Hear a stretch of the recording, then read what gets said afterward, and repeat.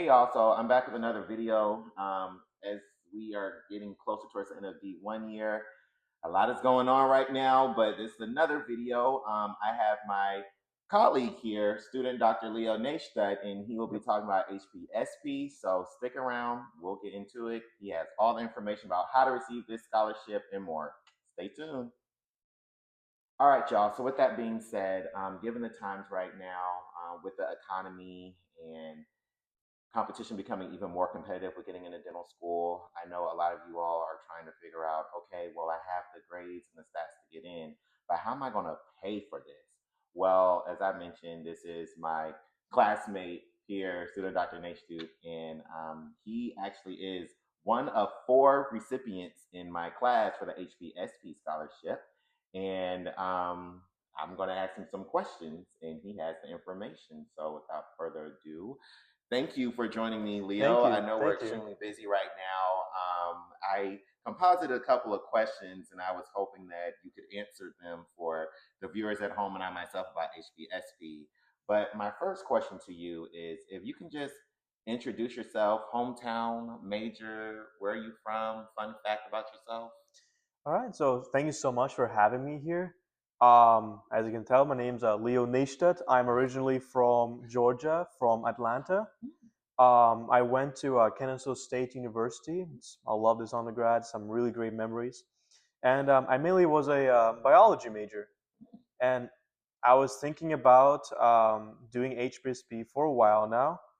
And yeah, thank you so much. Yeah. Yeah. So, okay, wow. You said you thought about it for a while, but let's just backtrack a little bit. Yes. What at least got you into dentistry, first and foremost? Into dentistry? Well, for a number of reasons. So first of all, I was always exposed to dentistry. My father is a dental technician, Mm. and but I was not really much around his lab. I kind of just, messed around as a kid, didn't do that much. But I always liked working with my hands. Like one of my greatest hobbies is not just, bushcraft and stuff, but I also one of my hobbies like making jewelry. I always worked with my hands. I always was attracted to the craftsmanship like style of dentistry that you could reach like many levels of quality as a dentist based on your hand skills. So basically, like what really got me into dentistry is just the handwork. It's one of my greatest passions. Yeah. Okay, wow, that is great to have.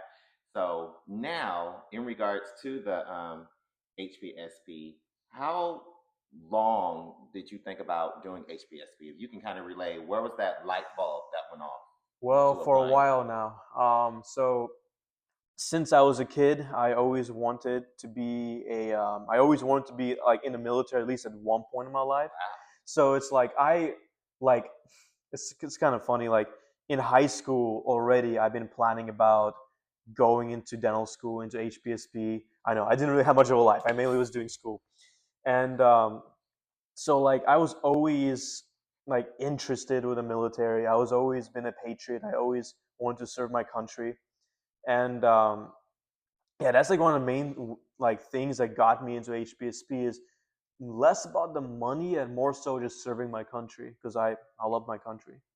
Okay, and Yeah, what branch did you receive the scholarship for? I got for Army. Oh wow. Yeah, Okay, is that what you wanted or yeah. For most part, like for me, I always like I applied actually to all three branches because for okay? most part they do have like similar benefits or so. And for the viewers that don't know, what are the other two branches, by the way? It's Navy and Air Force. Navy, Air Force, and Army. Okay. Yes, the big three. Yes, and but I was always just attracted to the army. I was always was. Yeah. Now, for someone who's looking to apply, what is that timeline? What does it look like? 'Cause I'm pretty sure it's a very detailed process, and if you can please explain that. Early. It's all about early. You see, when you apply, there's a lot of paperwork. There's a lot of signing paperwork. You have to go to MEPS. You're going to be doing a lot. The process is big. And the thing is, so as soon as I finished my DAT around what? Around so actually I even began the process before even doing the DAT. Mm. So I think I started the process in January. I took a DAT in a couple months after that, and I reached out to my recruiter, and the main reason why is you be sending a lot of paperwork like back and forth, and God forbid that I believe last time the due date was sometime like in January, so Mhm. it took me a whole year to actually the process, and also I did do 3 branches too as well, making the process a lot more um, a lot more busy. But in general, be sending a lot of paperwork back and forth, and God forbid that close to the due date that, like, let's say something was denied, let's say security clearance was denied for some, there's always like some glitch going on, or there's a lot of bureaucracy. So if you really push it back, there's a good chance that um, something could happen that it's kind of hard to explain. Just it's bureaucracy, it's a lot of paperwork, and you not turn in your packet in time. Now, you said it's a lot of paperwork. May I ask what kind of paperwork? A I'm lot, assuming a lot. like maybe like transcripts or maybe sensitive information. You don't have to disclose the sensitive part, but I'm pretty Yeah, sure if this is like government related, they may want certain type of it is. Yeah, documents. so it's like everything you could think of. So, like information about your family, where you're from, your work, and you're actually submitting it into this website. And the Navy, Army, and Air Force have their own like website. And by the Hmm. way, it's kind of glitchy. It's kind of glitchy. I have a whole bunch of stories how glitchy these websites can be. So all this stuff, and then of course you need to send your transcripts. You have to do your own application, write your like why you want to be in the army. I didn't even think about the Yeah, essays. yeah. The essays are not that bad. They're definitely not the same level as dental school. It's and I like actually ironically I left a lot out just to make things clear and concise Mm. for the system or whoever reading it to just read it and pass it through. Because my main goal is to push these documents through. If you have good GPA, if you have good DAT, in general, you'll be fine. Especially if you have some good experiences. Just put some of your best experiences. You don't have to put everything on it because when it comes to like the paperwork, you do not really want to. You don't want to complicate the process. Mm. Just put as much as you can based on your current situation with the paperwork. Okay. Um, and honestly, when y'all apply and go through it, each of y'all experiences will be different. That's personally my experiences. Um, but like my recruiters really helped me a lot, especially in the army. They helped me a lot, um, and they always were on call. I contacted them a lot. Um, yeah, it's definitely a process. So starting early is not just a recommendation. It needs to be done. It needs to be done. One thing you mentioned in there, now that we're on the inside of dental school, Yes. we're always asked $1 million question: the GPA, the DAT score. Now, what was the average GPA or DAT score that you noticed from the Army, Navy, and Air Force that was deemed competitive enough to at least get you looked at? So here's the thing with the army, with the military in general, it's not the same as civilian as like in dental school. Of course, Mm. GPA and DAT matters. Okay, Mm-hmm. like the higher the better. Mm-hmm. But the thing is, it's you get accept like part of the reason why you get accepted is based on what the army needs and how many dentists they need. Mm. Um, in like I can't put a specific number because first of all, this number always changes. Okay, What so they it's need always scale. changes. The DAT, what they need is always it's like it's very internal. In general, if you have like if you're competitive for dental school, you're competitive for the army, for Okay. the army, navy, and air force. In general, the army is easier to get into, and then it's army, navy, and air force. But look, it's really depends on what the branch needs. Like I believe this cycle, the army cutting down their spots from like 120 spots to 30, simply because they just need probably less dentists. I don't know. I don't really know the reason why as to. So um, just if you're competitive for dental school, you should be competitive for the army. Now, what's very interesting is that for when I applied for all 3 branches, the Air Force and Navy had interviews. The Army did not, which the Army, I guess, is looking more into stats. Meanwhile, Navy and Air Force look also your interpersonal skills. And the Navy interview was chill. The Air Force interview was it was rough. It was very rough, and it's part of a reason why I feel why the Air Force interview was rough because they probably had enough dentists. So Mm, it's kind of like they just did it. They did it because I was an applicant and I was qualified for an interview. So really, it's based on their needs. It's it's not as like direct as in dental school. It's more so based on their needs and how many dentists they need and stuff like that. And this is from my personal experience. This is like from anecdotes I hear and from the people I talk to. Yeah.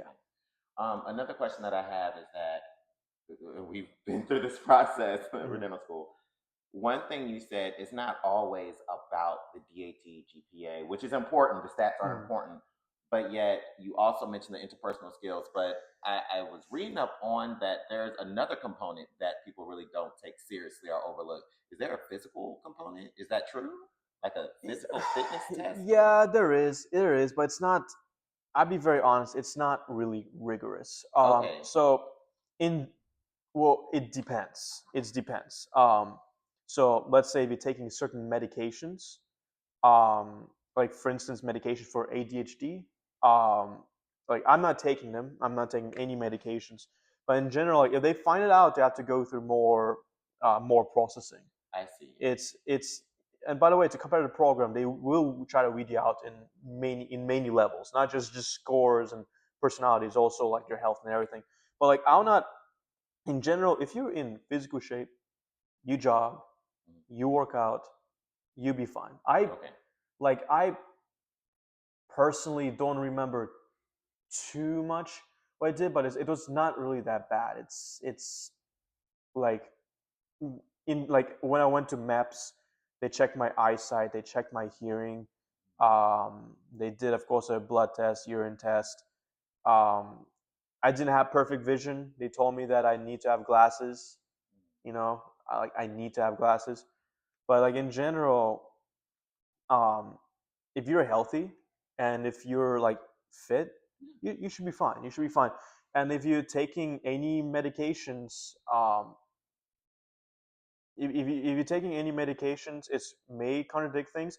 In general, if you're taking like antidepressants, ADHD medicine, it's either you should not take it within 2 years of applying, or that if I remember, you could get a waiver and you could tell them that your condition is stabilized by it. But again, I can't really like I took like some ADHD medicine like way back when, but it was like I believe literally 2 years ago. mm, 2 years ago, and 2 years already passed, so they waived me out, and I'm fine. okay, So in nice. general, they're looking people of good mental health, good physical health. They also have a height to weight ratio, BMI as well too. Um, like literally at the cusp. I was like a little bit more. Maybe I could get a waiver for it, but like it's not that bad. It's not that bad. Okay. Yeah. Well, you shared about the formalities, the paperwork, and applying. Mhm. So, how did you feel when you were notified that you received it, and how did they notify you? They just notified me by call. By Oh, call, I got accepted to dental school, mm. and by the way, one of the biggest requirements to get accepted is to get accepted by dental school. Oh, so you have to get Yeah. accepted to dental school first and provide like Yes, documentation. because Oh, they're paying for dental school. They want to see how much, like from what my understanding, they want to see whether their investment into you is worth it. If you're going to like I have a buddy who's going to a dental school that's very expensive. They probably would not want to spend about 800K plus on you. You know, okay. so it's like honestly part of the application process. Like you got into dental school, okay, put it into the HPSP application. Now, Navy is very interesting. If you get a DAT at 21 or above, you don't have to put in your. From what I remember, you don't have to put in your your dental school list in the application. So you could get accepted to Navy, and then let's say you get accepted to dental school way after, Yeah. you still got accepted to Navy, you still got accepted to the dental school, and you're fine. But with like let's say the Army, you must put the acceptance by the due date. You know, Gotcha. so. So now that you got the scholarship, Mm. are there certain requirements you have to maintain now that you received it? Yes, just pass dental school, and be a dentist. Pass on time. Oh, oh, Yes. okay. If not, you're gonna have to pay out of pocket Gotcha. because they pay for you. So that's another thing you mentioned earlier. So is this a full ride scholarship essentially? Yes. So I'm doing a 4 year. So I'm Oh, doing for okay. all 4 years of dental school will be paid. But there's also a 3 year, 2 year, and a 1 year. I think Oh, anything after, I think anything below two is kind of not worth it. I mm, think 3 year and 4 year is most worth it. Um, I believe it's, I think the fourth year is the most competitive one. Um, in general, it's like, yeah, I mean, they pay for dental school. They give me a stipend. They pay for my lab. They pay for a lot, and the mm. stipend is substantial. It's pretty nice. So Yeah. it seems like I know this is a big investment between both parties, Hmm. and you got to hold yourself to a high standard. But from what I'm hearing, it sounds like your experience thus far has been great. Would you like? Do you agree with that, Oh or yeah, for sure, for okay? sure. Like I And what always. made it great? I mean, what made it great is okay. Not just the financial side. Just it's kind of cool that I get after dental school I get to serve my country. Um, Now, I don't know whether I'll stay in the army for, as a career. I want to own my own practice in the future, especially maybe I want to start a family in the future as well too. Yeah. Stay a little bit locally, but in general, like it's definitely an honor. It's definitely an honor. One thing I want to note: a lot of people go into HPSP just for the money. And by the way, during the interviews for the Air Force and Navy, they will actually ask you questions like, "Do you have a military family? Why you want to be in a particular branch?" Sometimes, like in the Air Force, they ask me exactly like, "What is their motto?" Mm. I like it's they really want to know whether you are actually interested in joining the military and not just for the money. Because from my research, you could read Student Doctor Forum, Reddit. If you go to the military just for the money and expecting to just be a dentist, like yes, your job will be mainly being a dentist. But for my own research, like you'll be still doing a lot of officer work. You will be an officer, and some people complain about it. You go to the military, and how could you go to the military and not expect doing military things? You know, I'm sorry. so yeah, so it's true. I mean, it's like before you do before you apply to HPSP, definitely do your research and come with the right motives. And with this, I mean, your recruiter will help you out, and will and also like keep them in contact as well. You know, That was about to be my that's follow up question for someone who's interested. What are the steps they need to take to put themselves in a good position to ultimately receive the scholarship if they are genuinely interested? genuinely interested. So from a person who is genuinely interested, first thing, as I said before, do apply early. So find a Mm, recruiter, find a medical recruiter, and keep in touch with them and tell them that you want to go through the process. They will guide you. They'll print out all the paperwork that you need to sign. They'll tell you what you need to do next. Keep them in contact. That's important. Also keep them in contact as well. My personal experience with recruiters were good. Like my recruiters were good.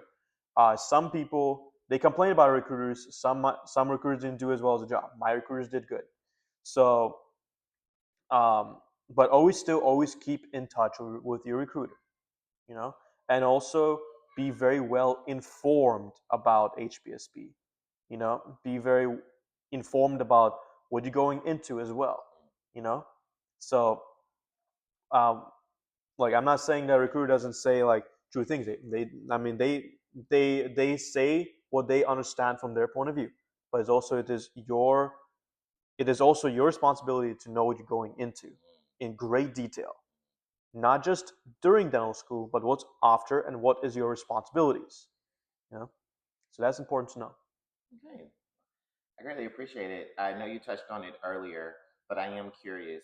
Once we cross that stage, May of 2029, Mhm. thank God we made it through DCG. Yeah, yeah, the what application process. what will the responsibilities look like for you? I know you said you'll be an officer, you'll be a dentist, but will you solely be focused on dentistry, or will you be able to Oh, do during dental school, after well dental after school, dental school? after dental Right, school. right. When you're actually practicing dentistry, I guess what would that look like for you? Those roles and responsibilities. So when it comes to these roles and responsibilities, it's like from my research, everyone's different. Yeah. It's really depends on the base. It Okay. really depends on the base. It depends on whether your base has specialists. It depends on whether your base does not have specialists. It depends on whether you take a HD or not an HD. It really depends on who is your your commanding officer. It depends on what opportunities there are when it comes to his base. It's really depends. For instance, you could take an AHD and you have the right credentials, and you could get a lot of great experiences because you're qualified. Or you could not take an AHD, go and be lucky with a good base with a lot of procedures with less specialists, and you could do also a lot of procedures. Or you could be unlucky with the opposite. You y'all could do your own research about that too in on Student Doctor Forum in Reddit.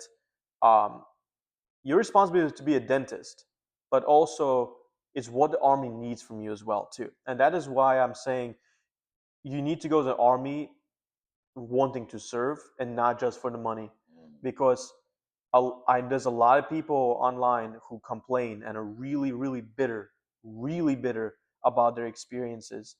And the thing is, like from what they sounding, it's more so that they expect it to be all that, all dentist and doing everything dentistry and be doing all these procedures and stuff, and then they may not be lucky with a base. And plus, on top of that, we don't really know their situations, and I, of course, cannot predict my own future as well too. In general, like from the mentors I've talked to, they simply say that come in with the army willing to learn, coming with the army willing to do CE, come in with an army willing to increase your skill to be more useful to them. And with that, um, your future mentors and your higher ups will see it, and you're more likely to be helped out. You're more likely to do these procedures. If you come in just saying, "I want to be dentist, give me dentist things," it's very situation specific. So the responsibilities, yes, you're number one. You are a So your main goal, you are a dentist, but also you are an officer and you are a soldier too. Okay, so you have some of those responsibilities as well. So Okay. Now, I gotta ask a quick, I guess, personality question. mm. What is your favorite kind of cuisine and why? Oh, I eat I eat pretty much everything. I like food from like all cultures in general. I'm currently big in Vietnamese food. I love Indian food. Whoa. So um, so yeah, I can't. I love Waffle House. I call it the Waffle Home. So I pretty much eat it. I pretty much eat everything. Nice. Yeah, I'm currently in my dirty bulk. So yeah. And the final question I have for you, given everything that you mentioned, and I greatly appreciate it, any last tips or advice for those who are looking to apply within the near future? Greatest tip.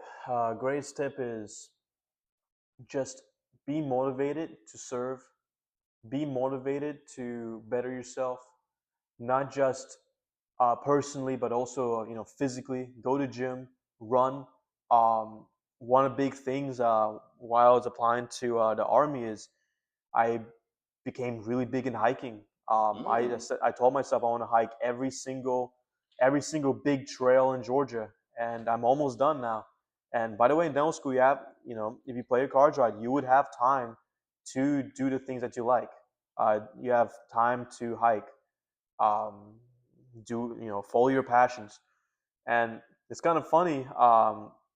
When I got accepted to the army, I got my heavy backpack and I trekked up Mount Currahee, where the Band of Brothers, if you heard about the show, the regiment they they trained at. In general, it's just follow your passions, um, be willing to serve, start very early, um, and just follow your dreams. Follow your dreams. Yeah.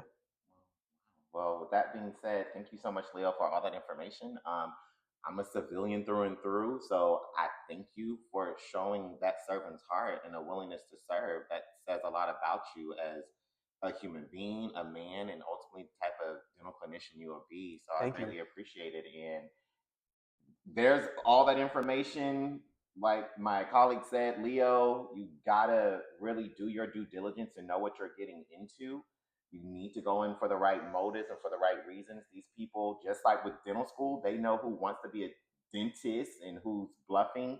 This Mhm. is the government, the armed forces you're dealing with. They're gonna know who wants to serve for all the right reasons and who's just here for the money. Mhm. So you need to make sure that your heart is pure and sincere, Mhm. and find one of these brochures, health profession scholarship, maybe on campus, or go to these people's website, the Army, Navy, Air Force, start there, or reach out to students. Which by the way, Leo, if students want to reach out to you, or somebody wants to reach out to you, do you have like Instagram Yeah, or I have email, or what Instagram. do you Yeah, prefer? just Instagram. I believe is the best. I need to be a little bit better checking my emails. By the way, during my application process, I check my emails like a hawk. Okay, when the army sends you something, you need to finish it within like days. You need to like jump on it. So I was, but right now I'm not really on my emails. Got So you. the best way is just I would say Instagram. Um, that's actually honestly the best way. And what's your handle? It's literally Leo Neistat, Leonayshut. There's a little picture of me, my hiking, and a little backpack behind Grandfather Mountain. So yeah, Well, with that being said, I just hope this information helps those whoever's looking to apply. Thank you so much for watching. I know it's a little bit detailed and lengthy, but there was sustenance in this video. So now that you have this information, take it, run with it. I wish you all the best in the application process for dental school, along with applying for this scholarship. And thanks again, sending positive vibes, love, and support wherever you're at in the world. Take care.